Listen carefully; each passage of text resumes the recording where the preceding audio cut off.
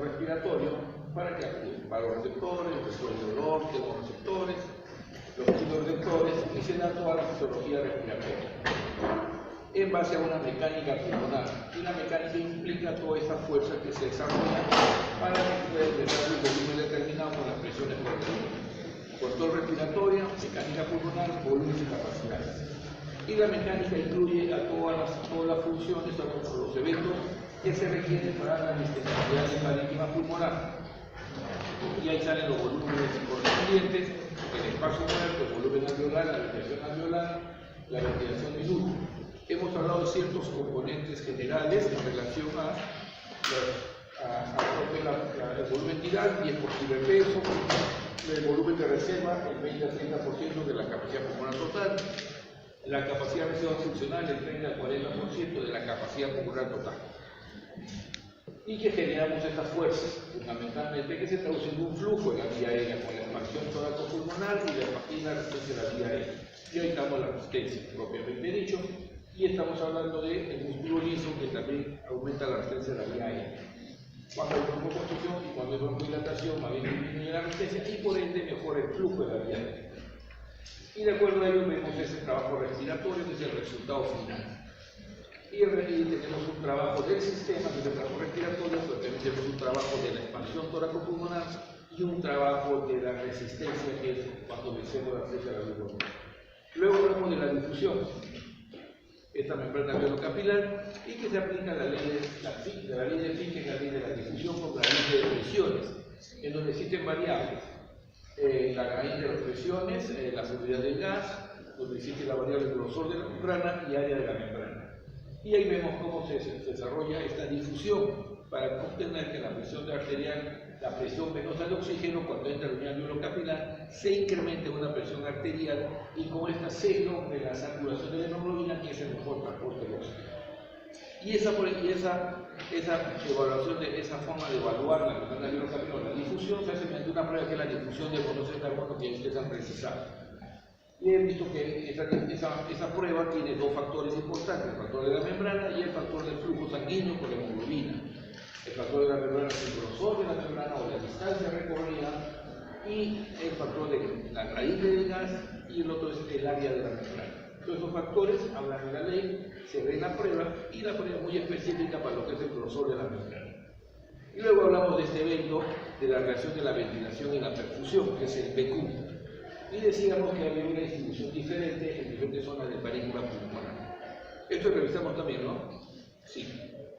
Y hablamos de que las zonas basales están más perfundidas y más ventiladas que en las zonas apicales. Que en la zona basal la perfusión es mayor que la ventilación, y en la zona apical la ventilación es mayor que la perfusión. Por consiguiente, el PQ es mayor a 1 en el ápice y menor a 1 en la base. Y eso daba diferentes comportamientos de los vasos arteriales. La presión de oxígeno era más alta en el ápice con respecto a la base, y la presión de CO2 es más baja en el ápice con respecto a las bases. En una persona en posición de pie, porque este evento está en relación a la gravedad. Por eso se mantiene esa posición. ¿De acuerdo? Y luego hablamos del transporte. Y logramos decir que el transporte del oxígeno es un transporte por dilución, que es el oxígeno, el contenido de oxígeno disuelto, que es el que menos aporta al transporte del oxígeno, y el otro es el oxígeno que va en la hemoglobina. El oxígeno que va en la hemoglobina, que es el disuelto, 0.39%, y el oxígeno que va en la hemoglobina, que es el 19.7%, y en total hace el 20%, que es esta la de la izquierda, ¿no? Debemos sacar el 20%. Eso significa que este transporte de oxígeno se hace por la hemoglobina, que es el mejor transporte. Esta hemoglobina del grupo E, más 4 globinas, que cada globina sería una molécula de oxígeno, se va saturando paulatinamente de acuerdo a una propiedad que es el alostérismo cooperativo.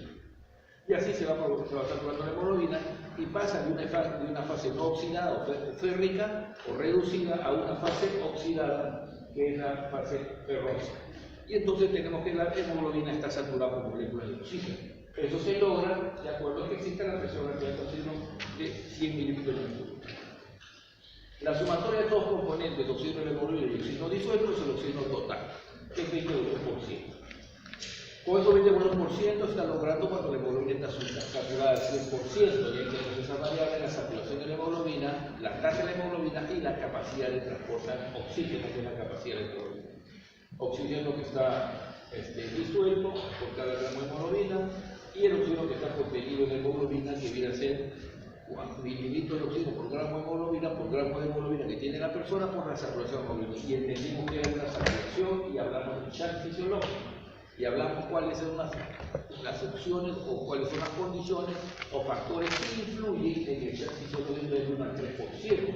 ¿Recuerdan? Y ahí hablamos pues, de que la gradiente, que el DQ, hablamos de que existen alveolos colapsados, normalmente que existen cortocircuitos anatómicos y la circulación bronquial era uno de los más importantes. ¿De acuerdo?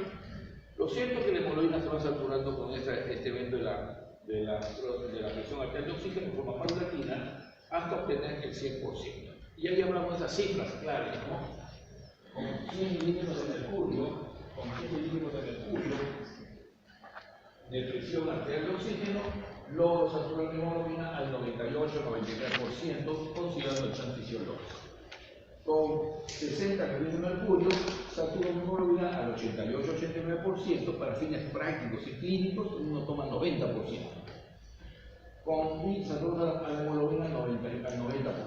Con una presión del 40, que es la presión venosa, es el valor de metabolismo basal de la presión venosa de oxígeno, la hemoglobina se satura al 75%. En otras palabras, el metabolismo basal, la sangre venosa, tiene una saturación del 75%. ¿Qué significa? Que el 75% de la hemoglobina está saturada con moléculas de oxígeno. Y eso ya hemos explicado. Cuando la presión baja a 27 milímetros de mercurio, se satura la hemoglobina al 50%. Cuando la presión baja a 20 milímetros de mercurio, se satura al 35%. Cuando la presión prácticamente baja a 5 milímetros de mercurio, se satura aproximadamente 10% de la hemoglobina. Entonces, esa es la saturación de hemoglobina. Se va a lograr a tener una buena saturación en la medida que aumenta la presión de oxígeno. ¿Qué es la presión de oxígeno? Moléculas libres de oxígeno. ¿De acuerdo? Y de ahí veíamos el desplazamiento de la curva hacia la derecha y hacia la izquierda. Y ese desplazamiento tenía los factores que influenciaban. Creo que todo eso ya tocamos también, ¿no? ¿Tocamos el desplazamiento o no? ¿Dónde nos quedamos? Creo que ahí nos quedamos, ¿ah? ¿No? ¿Dónde nos quedamos? Y creo que sí, entonces investigar cómo funciona ese desplazamiento de la curva. Vamos a ver los factores que influyen en la curva. La curva hacia la derecha o a la izquierda.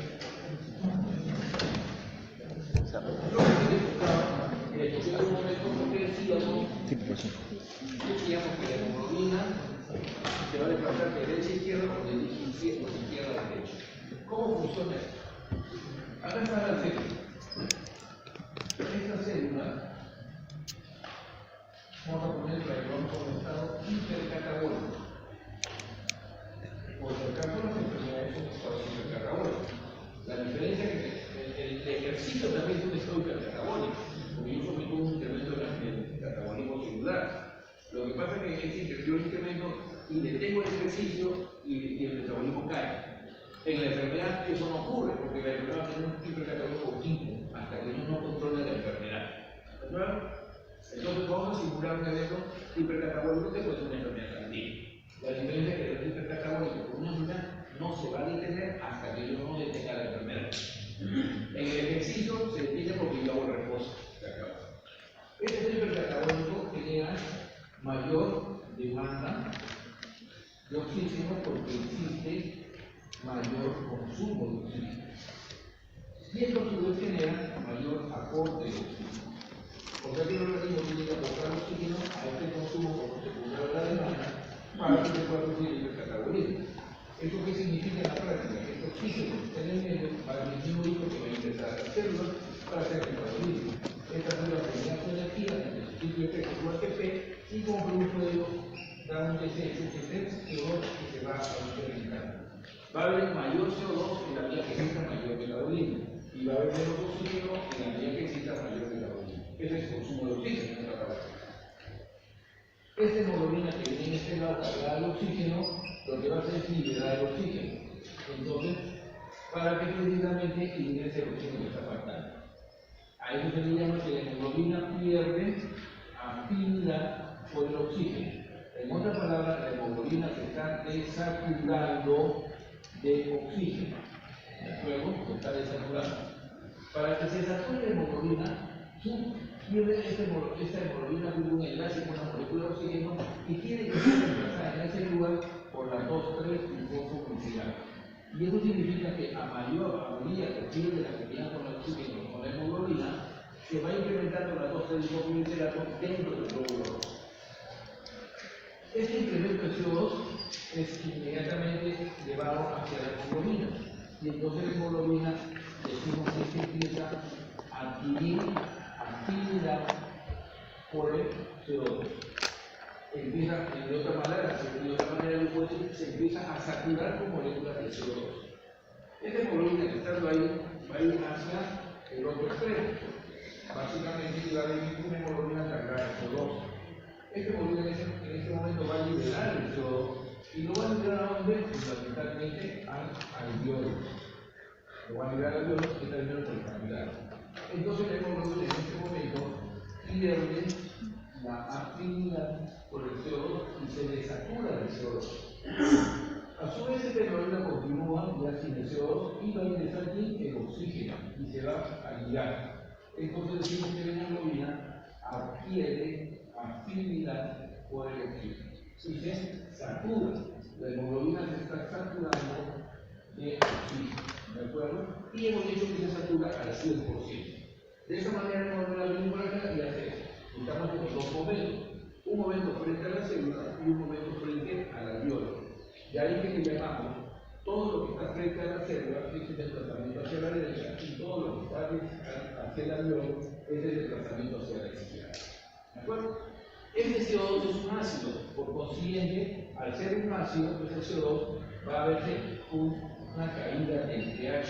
Entonces el pH va a caer por esa acidemia y eso finalmente traduce que la concentración de hidrógeno va a reducirse. Por otro lado, sabemos nosotros que el hipercatabolismo va a producir un incremento de la temperatura. Si ustedes hacen ejercicio y se ponen un termómetro, su temperatura va a subir una línea. Si yo me alimento, me pongo el termómetro, mi temperatura va a subir una línea por el estoy hipercatabólico. ¿De acuerdo?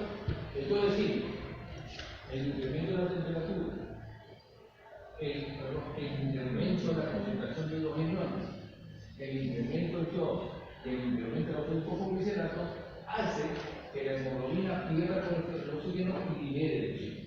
De esa manera, al soltar la molécula de oxígeno frente a la célula, esa molécula va a empezar a crear una presión que les va a permitir ingresar a la célula para que hagan el metabolismo celular. ¿Verdad? Entonces tenemos los cuatro factores que desplazan la curva hacia el lado derecho. El incremento de la dosis de sulfosiliato, el incremento del CO2, el incremento de la temperatura y el incremento de la concentración de hidrogeniones. Hace que la hemoglobina pierda afinidad por el oxígeno y lo libere. O se desatura. A eso le llamamos desplazamiento de la posición de la hemoglobina hacia la derecha. Todo lo contrario desplaza la curva hacia la izquierda. ¿De acuerdo? Es por eso que hablamos de los cuatro factores: hidrogeniones, temperatura, 2,3-fosforilato y CO2. Y ahí vienen dos definiciones: el efecto Bohr y el efecto Aldani. ¿Qué cosa es el efecto Bohr? El efecto Bohr, por definición, nos dice que el incremento de ácidos o la acidemia, hace que la hemoglobina pierda afinidad por el oxígeno y lo libere. Eso se llama efecto Bohr. ¿Y eso cuándo ocurre? Cuando esta hemoglobina tiene mucha avidez por el oxígeno porque está consumiendo oxígeno, porque tiene una gran demanda por el mayor consumo y se requiere incrementar el aporte de oxígeno a célula. Efecto Bohr. Entonces todo evento hipercatabólico como las enfermedades desplazan la curva hacia la derecha y generan un incremento del efecto Bohr. ¿Qué cosa es el efecto Aldani? El efecto Aldani es cuando esta hemoglobina ya se encuentra desaturada del oxígeno, empieza a tener avidez por el CO2 y entonces se va a saturar o a incrementar la afinidad por el CO2 para que este CO2 y lo libere en el medio ambiente. Todo eso hablamos de efecto Aldani. El efecto Bohr es más intención de desplazar la curva hacia la derecha y el efecto Aldan es recolección para llevarlo hacia el izquierda. Entonces tenemos el factor de disuasión de la hemoglobina. Y ahí vemos en la gráfica que la hemoglobina se puede desplazar hacia la derecha o hacia la izquierda. En la medida que se desplaza hacia la derecha, lo que logra es ir incrementando la presión de oxígeno. A este nivel, por ejemplo, la hemoglobina tiene una presión, o sea, esta turbación de hemoglobina está teniendo una presión de oxígeno de 20. Cuando se empieza a desplazar hacia la derecha, empieza a tener otra presión de 25 y así sucesivamente empieza a tener una presión de 40 en este nivel de la hemoglobina saturada al 50%. Y ha logrado, al desplazarse hacia la derecha, ha empezado a incrementar el P50. El P50 es una definición del 50% de saturación de la hemoglobina con moléculas de oxígeno. Es el P50. Y cuando hablamos de incremento del P50, está en relación al desplazamiento de la curva hacia la derecha. Y la disminución del P50 es el desplazamiento de la curva hacia la izquierda. Nadie puede definir que incrementa el P50 porque saturo más del 50% de la hemoglobina. Disminución del P50 porque saturo menos del 50% de la hemoglobina. No. ¿De acuerdo? Eso no es así. Porque si no tendría que ser P51 o P52.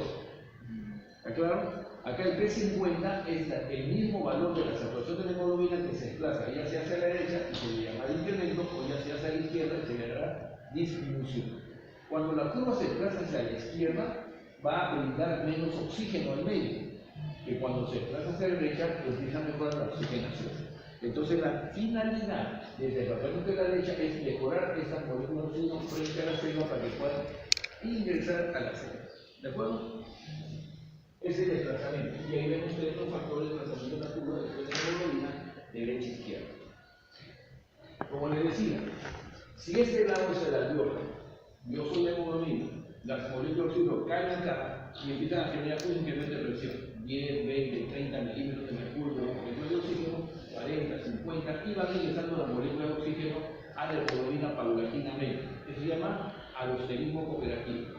Hasta que yo me saturo al 100%. ¿En qué tiempo se logra eso? Un cuarto de segundo, 0.25 segundos. Salgo de la unidad saturado al 100%. Y llego obviamente al corazón, por la vena pulmonar, por la aurícula izquierda, ventrículo izquierdo, arteria aorta y salgo a la circulación por el flujo sanguíneo. Un evento circulatorio. Y me va llevando la hemoglobina hacia la célula. Una vez que llego a la célula, al capilar arteriovenoso, el celular, yo me desaturo en las moléculas de oxígeno. Y lo que es soltar las moléculas de oxígeno al medio.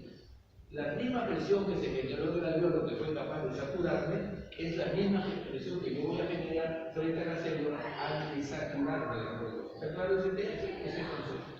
Por consiguiente, si yo me saturé el 90% porque tenía una presión de 60 milímetros de mercurio, y recuerden una curva, presión de 60 me satura con 90% de hemoglobina.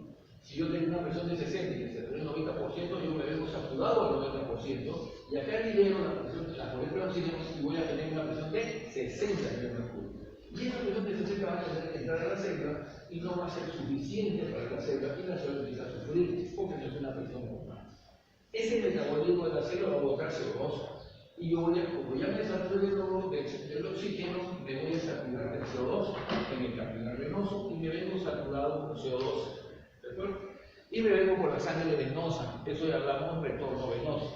Hasta, y obviamente viene la cava superior, viene la cava inferior, cualquier lado, aurícula derecha, ventrícula derecha, arteria pulmonar y llego al pulmón. En el pulmón yo llego al capilar pulmonar por medio de un capilar de la arteria pulmonar, llevando sangre no oxigenada o venosa, si queremos llamarla así.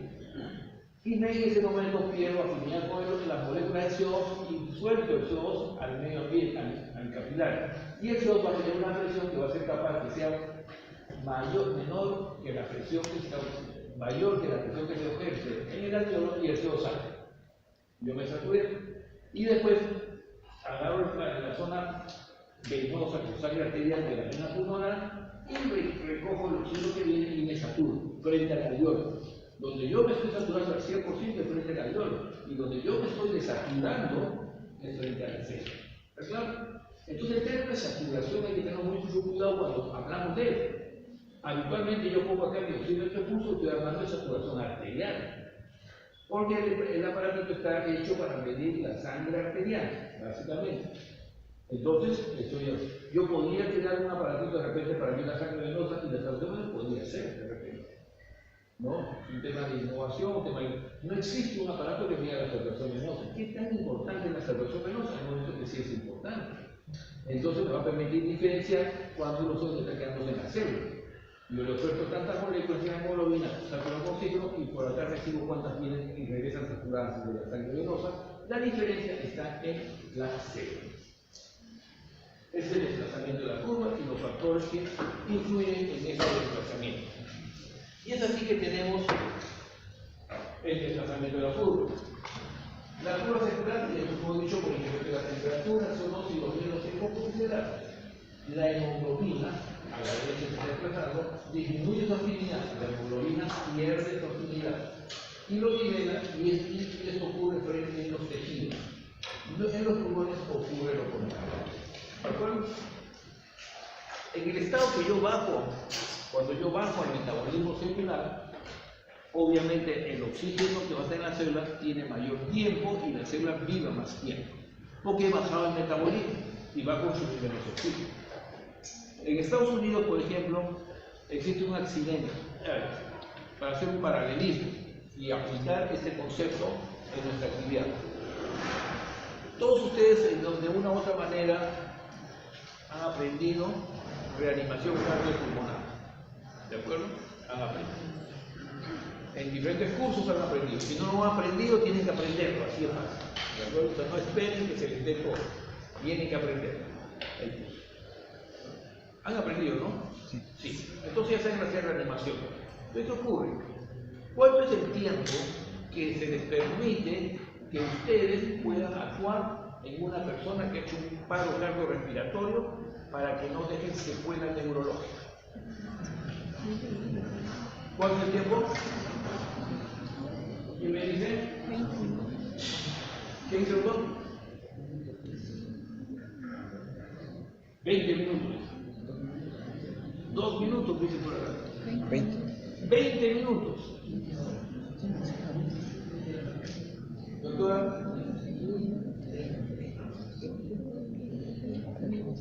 ¿Cuánto tiempo? Eso es importante. La regla número 1 no es reanimar por reanimar. La regla número 1 es que yo primero, en una reanimación cardiopulmonar, puedo dar 2 tiempos porque tienen que saberlo, un par de minutos. Si yo entro en una reanimación cardiopulmonar, primero verifico que el paciente esté en paro. No voy a decir que no esté en paro, que haya desviado, y boom, aquí arriba. Primero verifico. Ocurre. Entonces, pregunto, antes de que empiece a arreglar, ¿hace cuánto tiempo ha sucedido el evento? Me dicen, como a lo que me han dicho 20 minutos, me dicen 10 minutos. Ya, como yo te dije por reanimar. Ya cometí el primer gran error. ¿Cuánto es el autor? ¿Cuánto es el tiempo? ¿Cuánto es? Sin miedo, digo. 5 minutos. 5 minutos. Y eso, yo ya está en el 4º minuto. O sea que la primera regla es saber que ese paro no tiene más de 4 minutos. Esa es la primera regla, porque si yo reanimo después de 4 o 5 minutos, o 6 minutos después, y me pongo a reanimar y lo saco de la persona, en esos 6 minutos que la persona no respiraba, esta célula neurológica se murió.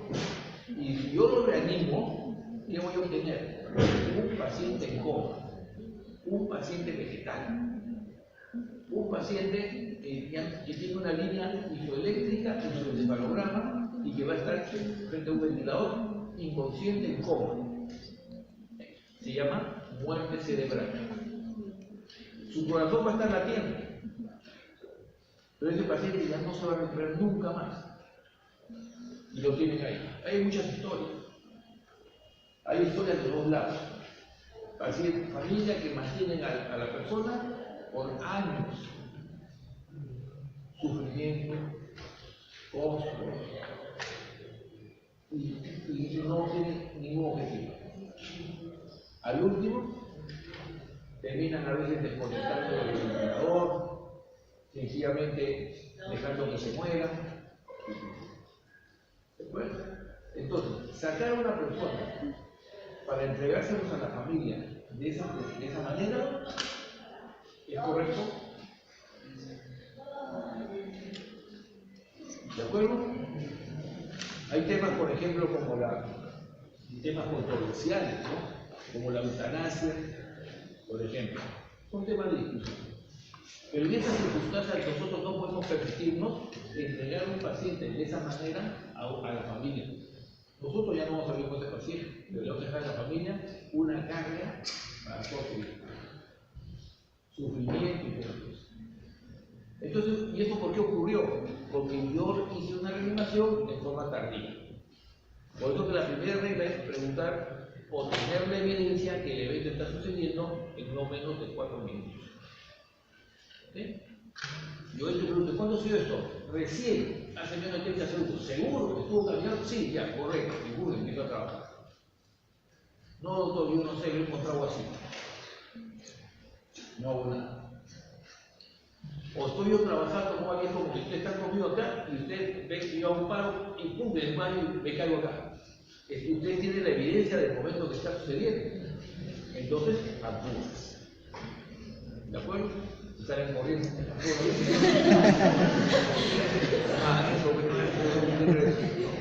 ¿Ok? Entonces, primera regla es el tiempo. Segunda regla, verifico que no solamente es un desmayo, sino es un paro. Para eso, uno se acerca donde la persona, dos maneras. Se mira y mira el tórax de la persona. Y en la mejilla siente el aliento que la persona respire o no respire. Porque la persona cuando respira, voy a sentir el aliento, voy a sentir el soplido en mi mejilla y voy a sentir que está respirando. Y a su vez voy a ver que el tórax se levanta. Paralelamente estoy poniendo mi mano buscando el pulso carotídeo. Por eso me acerco y hago eso. Me arrodillo y hago eso. Con esto que estoy verificando que no haya pulso y estoy verificando que no respire. Entonces sencillamente verifico. Antes de eso, yo obviamente actúo sobre el paciente. ¿Cómo está? Si el paciente en paro, no me va a contestar. Si el paciente hace quejido, etc., eso no es paro. ¿De acuerdo? Eso simplemente puede ser una reacción vagal, puede ser una hipotimia, puede ser un desmayo, etc. El paciente no va a responder porque está en paro. Verifico el paro. Una vez que he hecho eso, yo no puedo asistir en un lugar peligroso. Segundo, yo tengo que solicitar ayuda inmediatamente. ¿Qué significa? Que a la persona que está a mi lado, lo primero que tiene que hacer es llamar al ¿cómo se llama? Al 105, al 911, a lo que quiera. Y ustedes marcan y llaman y piden auxilio. Primera regla. Segunda regla. Si estoy en un lugar inseguro, no puedo reanimar ahí. Estoy en pleno incendio, estoy en pleno terremoto, que se están cayendo las cosas. Tengo que sacar a la persona a un lugar seguro. Una vez que yo estoy en un lugar seguro y ya me dé asistencia, generalmente entre los que, si yo sé reanimar, entre los que están ahí a mi alrededor, tengo que buscar a una persona que me debe empezar a ayudar. Generalmente uno busca a una persona joven y que me pueda conectar y que tenga un nivel de entendimiento adecuado. ¿De acuerdo? Porque probablemente yo solo no voy a poder hacer todo porque me voy a cansar. Y yo puedo utilizar a esa persona para que me vaya aprendiendo y en un momento vaya reemplazando mi actividad. No puedo hacer solo, no hay problema, pero me voy a cansar. Una vez que hacen eso, verifiquen que no tengan absolutamente nada en la boca. El paciente puede tener una prótesis dental y porque se hace un paro, la prótesis se frena, está en la prótesis metida en la boca y ustedes están soplando la prótesis, obviamente no va a entrar aire. Exacto. Utilizan su ropa, etcétera, para sacar y transportar. Recuerden que es un evento que no hay una asepsia. Así que uno, en lo posible, trata de tener ciertas medidas de seguridad. Tengo que reanimar no en un lugar flexible. Si sucede en la cama del paciente, no se van a subir a la cama y no todos están aquí acá. ¿De acuerdo? No hacen nada. Superficie sólida. Y por último, bajan el colchón y lo tiran al suelo. Así se hace. En los hospitales sucede eso. ¿Por qué? Porque los hospitales inclusive a veces tienen unas tablas de madera para que cuando ocurre el evento, agarren el colchón y meten la tabla. 2 tablas para que cuando uno se suelve. Pero eso demora y a veces mientras que tengan la tabla, eso, mejor sacan el colchón, entonces bajamos el suelo y lo tiran al suelo. Y en el suelo reanimamos. ¿De acuerdo? Por eso son condiciones, porque si no, no van a hacerlo. Una vez que hacen eso, ya saben. Puño, mano clara y brazos extendidos, codos no flexionados. Nadie hace esto. No hacen nada. Tiene que ser enérgico. ¿De acuerdo? Sobre el apéndice sifoides. ¿Cuánto es la maniobra? ¿Cuántas veces? 5 ciclos. 5 ciclos. De 30 cada uno. O sea, hacen 30, aunque ahora la última guía habla hasta el 60. Hacen 30 con presiones continuas a un ritmo de 1 por segundo, ¿no? Uno puede hacer 101, 102, 103, como quiera. Hay inclusive maniobras de reanimación hasta el ritmo de canciones. Y una respiración boca a boca. Para la respiración boca a boca, en la compresión lo que trata de hacer es comprimir la columna vertebral y el esternón, comprimir el corazón para que el corazón expulse la sangre. La única manera de verificar eso es que uno sienta el pulso carotideo o femoral. Como la persona está echada, le da a permitir tomar el pulso. Entonces, generalmente, otra persona ayuda, si puede verificar eso. Uno tiene que ver. Y ustedes van a empezar a comprimir en forma enérgica para tratar de comprimir el corazón entre la columna y el esternón. Muchas personas se emocionan tanto y lo hacen tan fuerte que fracturan costillas. A mí la fractura. Se fracturan costillas. Hay que hacerlo con eso, que no hay que hacer tampoco muy exagerado, porque una fractura de costilla puede estar perforando un pulmón y puede complicar más las cosas. ¿De acuerdo? Una vez que hacen ese ritmo, van a hacer la ventilación asistida. La quijada tiene que estar extendida. La cabeza de la persona, los pies de este lado. Y hacen una hiperextensión. Siempre hay que tener cuidado con las personas mayores, porque las personas mayores tienen los dos y no vayan a hacer que hacen hasta dislocación o fractura de columna. Por uno tiene que ser cauteloso con eso. Generan una hiperextensión. Recuerden que han limpiado la cavidad oral. Las prótesis dentales han salido, todo lo que puede salir, el paciente puede haber atragantado y el paciente había alguna maniobra de Helmich, lo que tenían que hacer y están haciendo un paro. ¿De acuerdo? La maniobra de Helmich, a propósito de cuando el paciente tiene una obstrucción de la vía aérea por un cuerpo extraño, que generalmente es un componente alimenticio, lo que hace es esto. Inmediatamente, el paciente hace esto. Y uno rápidamente se da cuenta que está teniendo obstrucción de la vía aérea. ¿De acuerdo? El paciente no está así, sino hace esto inmediatamente. Uno se acerca y le hace 2 cosas. Lo trata de preguntar si el paciente no habla, es una obstrucción total. Si el paciente gime o habla, es una obstrucción parcial. Una u otra son peligros desiguales. Nadie se le va a ocurrir una maniobra heavy, venir un manotazo por la espalda y tirar. Porque eso es contraproducente. Como que así puede botar el cuerpo extraño, también se puede meter más. ¿De acuerdo? Así que no se hace.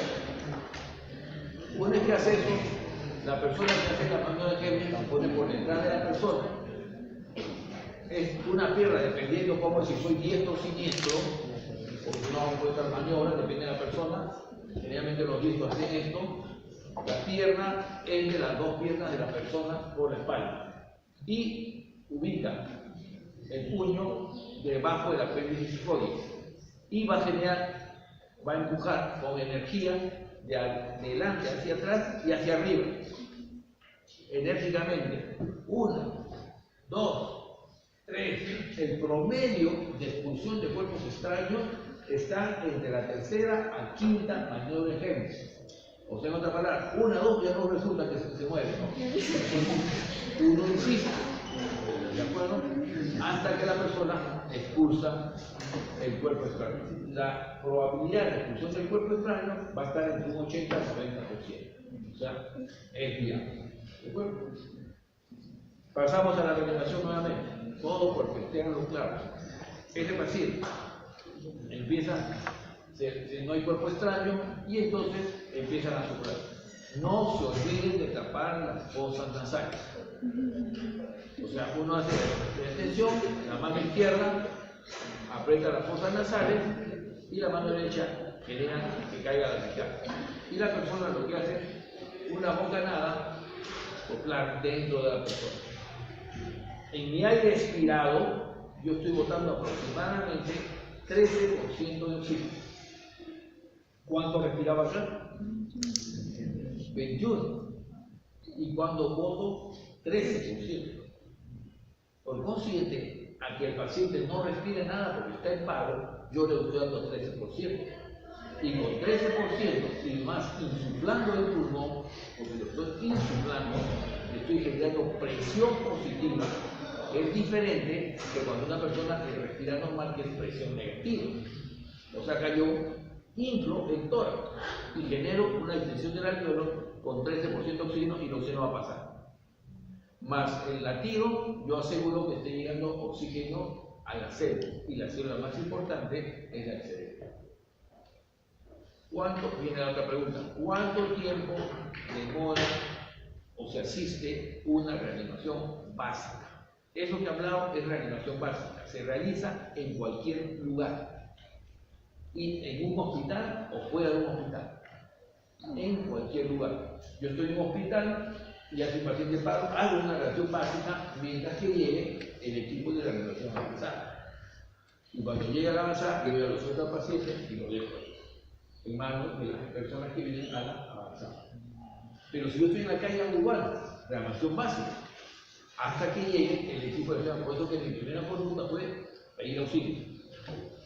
¿De acuerdo? Pedir auxilio significa que vengan a ayudar a una asistencia paro. No que auxilio, no sabía gritar auxilio, ¿no? ¿Ok? ¿Cuánto tiempo entonces demora una reanimación básica? ¿Cuánto tiempo me van a reanimar si yo hago un paro cardiorrespiratorio en este momento y ustedes me empiezan a reanimar? ¿Cuánto tiempo me van a reanimar? ¿Cuánto? ¿Media hora? 20 minutos. 20 minutos. 20 minutos. ¿Cuánto? ¿Cuánto tiempo? Media hora y 20 minutos. La reanimación básica hasta que llegue la ayuda.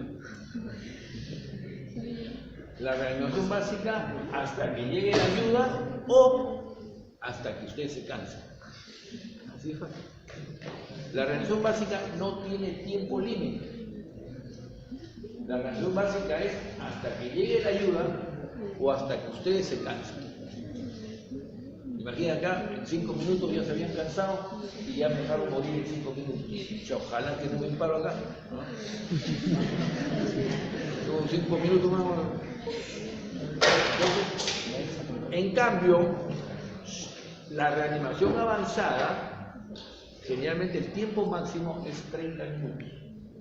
¿Qué es reanimación avanzada? Cuando yo ya llego con mi tubo endotraqueal, la laringoscopía, intubación, ambú. Mientras que no hay ambú, o mientras que no tengo todavía el tubo endotraqueal y el laringoscopio, simplemente mi ambú. pongo mi tubo de mayo. El tubo de mayo es el tubito que hace que me permeabilice la vía desde la boca hasta la laringe. Es un tubo que me permeabiliza. Me lo pone en un tubo de mayo y me ponen el ambú, pongo oxígeno puro al ambú y empiezo a bolsear. Para eso hay una maniobra que tengo que hacer que herméticamente el ambú, la máscara y el ambú caiga sobre toda esta zona de las fosas nasales y la quijada. Y entonces herméticamente cierro toda esta zona, hace el ambú, entonces el aire no se escapa por ningún lado. Más el tubo de mayo, entonces el aire lo limpia. Entonces, y me voy a dar cuenta que cuando insuflo con la mano, el tórax se levanta. Acá hay muchos maniquíes de reanimación cardiopulmonar, pero ahí dicen una vuelta. Ahí en el segundo piso de fisiología, ahí hay maniquíes de reanimación. Sin tubo, se hace todo. Y verifican que se levanta. Entonces ya aseguré la vía aérea. La otra forma de asegurar es que ya saco el ambú, con eso yo lo oxigeno, le pongo 98%, ya lo estoy midiendo con un oxímetro de pulso y estoy verificando que ya está en 92, 93%, ya está llegando el oxígeno. Entonces después agarro, me preparo el laringoscopio y el tubo, pongo el laringoscopio y después ya conecto el laringoscopio, o sea, el tubo endotraqueal al ambú, y ya es más fácil. Ya aseguro vía aérea. Paralelamente he llegado y le he puesto el mismo desfibrilador y se lo pongo para ver el ritmo cardíaco en la pantalla. Y voy a encontrar si el paciente está en asistolia o el paciente está en fibrilación ventricular. Si el paciente está en asistolia, entonces para eso también ya empecé a hacer acceso venoso, un catéter, rápidamente un acceso venoso, porque voy a empezar a poner adrenalina y bicarbonato. Si el paciente no está respondiendo, voy a tener que desfibrilar. Y obviamente empiezan a manejar su desfibrilador. En la actualidad existen desfibriladores domiciliarios, que lo que hace es las personas que tienen riesgo de tener un paro cardiorrespiratorio, que puede ser muchos, sencillamente tienen un desfibrilador que es como una computadora pequeña, que abre y empieza a hablar y a dar los instructivos. Agarra usted la paleta, con la mano derecha, agarra con la mano izquierda, ponga el tanto yud, pega, separe ese paleta y dispara. Y va captando el ritmo. ¿De acuerdo? Y de esa manera, la reanimación avanzada no debe durar generalmente más de 30 minutos, porque la probabilidad de sobrevida después de los 30 minutos es casi nula. La sobrevida en las reacciones avanzadas se dan generalmente en los primeros 15 minutos de la reacción avanzada. El paciente debe salir ahí. Pero después de los 15 minutos, si este no sale, se va alejando la probabilidad estadística. A los 30 minutos de la reanimación avanzada, la probabilidad de que una persona salga es bastante remota. Uno puede continuar sin gusta, pero ya su esfuerzo prácticamente no va a dar buenos resultados. Es ahí cuando ya asumen la otra conducta de suspender la reanimación. ¿Okay? Dicho eso, está claro. Muy bien. Entonces, ¿y eso por qué ocurre? Porque este oxígeno que ha entrado se va a consumir prácticamente en los 5 minutos. Se va a consumir todo. Cuando la curva se va hacia el lado derecho, entonces eso es cuando está ocurriendo hacia el lado derecho normal. Pero cuando la curva se hacia el lado izquierdo, ¿qué significa? Que esa célula va a vivir más tiempo, porque consume oxígeno. Y ahí venía el ejemplo. En los países en el norte del continente, Estados Unidos y Canadá, el río Mississippi, que está en el norte, en la época de diciembre se congela. Los chicos que viven en el campo salen y empiezan a patinar, porque todos los niños canadienses. Empiezan a patinar sobre el hielo que el río está congelando. Pero en la medida que pasa la temporada, el hielo se va debilitando y la capa del hielo se va disminuyendo. Los guardabosques de la zona sueltan la alarma y les prohíben que los niños salgan a patinar. Resulta que los chicos no hacen caso y salen a patinar. Y se da el accidente clásico de esa zona. En medio que están patinando, en una zona donde el hielo del río está muy débil, hace un hueco y se perfora y se cae. ¿A dónde? Bajo el agua helada. Y el río lo cierra. Y lo va a llevar bajo el hielo. El chico no va a poder salir. y va a estar en agua congelada. Y la corriente se le está llevando. ¿Qué hacen en esa zona de los países para salvar a esos chicos? Sencillamente, uno, que están obligados a que esos patines, como los que también utilizan los esquíes, los que hacen esquí, tienen que tener GPS activo. El guardaboje tiene mapeado la zona por su sistema de GPS y está identificando dónde hay niños que están patinando. Y por ahí va a haber uno que regularmente está a una velocidad en la misma que una de ellos. Él asume, ya usted se ríe, pero eso es cierto, ¿no? Ellos asumen inmediatamente que es un niño que está ahogado. Y como saben que está en estas situaciones, es una emergencia. Sale el helicóptero inmediatamente. Y el helicóptero lo que hace es esperar a una instancia determinada de donde está llegando el niño y salen los buzos, perforan el hielo, meten una red y esperan que llegue el chico. El chico llega, se queda atrapado en la red y lo sacan. Y lo sacan congelado, agua helada. Y lo pueden sacar 10 minutos después. Porque todo eso ha dejado todo ese tiempo. Y no hacen, y lo reaniman igual. ¿Por qué ellos están en lujo de reanimar? Porque están en hipotermia. Y la hipotermia ha hecho que la curva se desplace hacia la izquierda. Y a la izquierda el consumo de oxígeno es mínimo.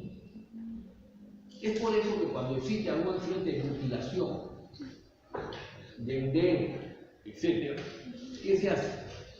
Bajo hielo y para el implante. Cuando hacen una cirugía de trasplante, cardíaco, el corazón viaja al trasplante, si no lo hacen de cuerpo a cuerpo inmediatamente, porque lo pueden hacer así, o sacan el corazón en una zona y lo ponen en un recipiente bajo temperatura, congelado. Y ese corazón está viviendo más tiempo. Las neurocirugías en la actualidad hacen con unos sistemas de bajar la temperatura. Y de esa manera estas células se exponen a menos riesgos. El daño es menor cuando ya se recupera. Entonces, las sustancias cardioplégicas son sustancias que bajan las temperaturas. Todo esto con la finalidad de bajar el metabolismo celular y hacer que esas células tengan un tiempo más prolongado. Que han logrado desplazar la curva hacia la izquierda. ¿Está claro? Y la aplicación del concepto para poder hacer funcionar y poder intervenir terapéuticamente en muchos eventos. De ahí la importancia